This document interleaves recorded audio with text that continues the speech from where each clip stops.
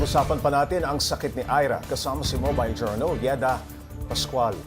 Yeda, yung bukol ba na nakita noon sa hita ni Ira, nanawala naman, ano? Maliit pa Nawala. lamang yon. Pero eto ba yung lumobo? Yes, Pops Ray. Ayun, kaparehas talaga.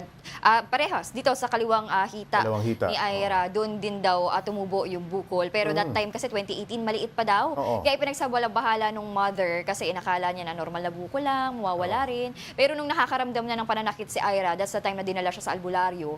Pero gumaling naman daw, himalang gumaling yung bata. Oo, Kaya oo. nagulat na lang sila all of a sudden, this year lang, biglang lumobo ng ganyan kalaki yung hita niya. Lumobo naman ang pagkalaki-laki, ano? Saan kaya nakuha, Yeda, itong sakit na ito? Saan nakuha ni Ira?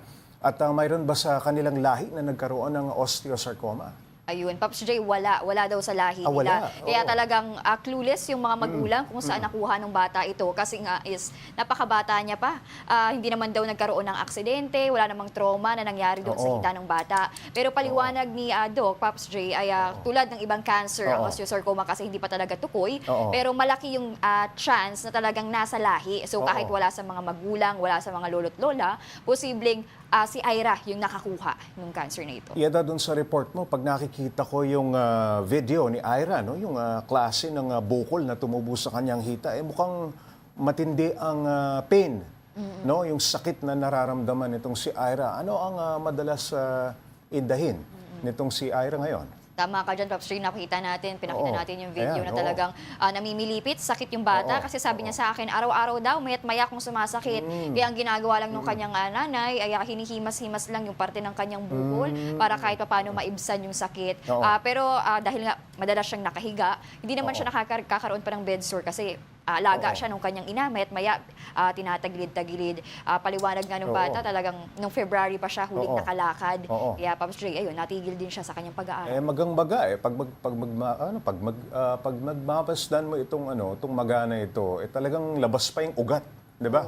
Kitang-kita na, Pops Ray, Oo. yung talaga. Pero ayaw Yeda ni Ira na ipaputol yung kanyang hita, posible ba siyang gumaling nang hindi ito ginagawa?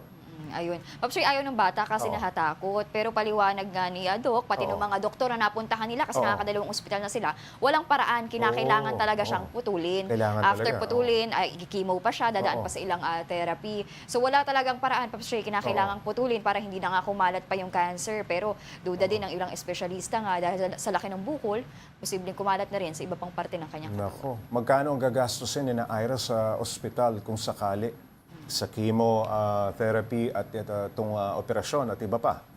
Pops Ray, case-to-case basis kasi kinakailangan muna sa mailalim ni Ira Oo. sa lab test, Oo. tapos ibabiopsy siya, tapos doon malalaman kung ilang session ba ng chemotherapy. Sabi naman ni Doc, either chemotherapy muna una bago putol o putol muna bago chemotherapy. Pero Pops Ray, dumaan naman na sila sa SPMC, sa Southern Philippine Medical Center sa Davao. Oo. Nakapagpa-check up na rin sila doon. Oo. Government hospital naman yon, so pwedeng malesen pa. Lumapit sila sa charity, Gastos, sa malasakit, sa PhilHealth. So hindi naman daw kalakihan na yung aabutin ng gastusin dahil kapag masok sila sa charity. Pero may daan-libo pa rin siguro aabutin ang mga gastusin na kailangan Yes, paghandaan. kaya kailangan na muna niyang Oo. mailalim sa mga lab test para malaman talaga kung paano yung treatment na gagawin sa kanya. Nako, maraming salamat, Mobile Journal Yeda Pascual.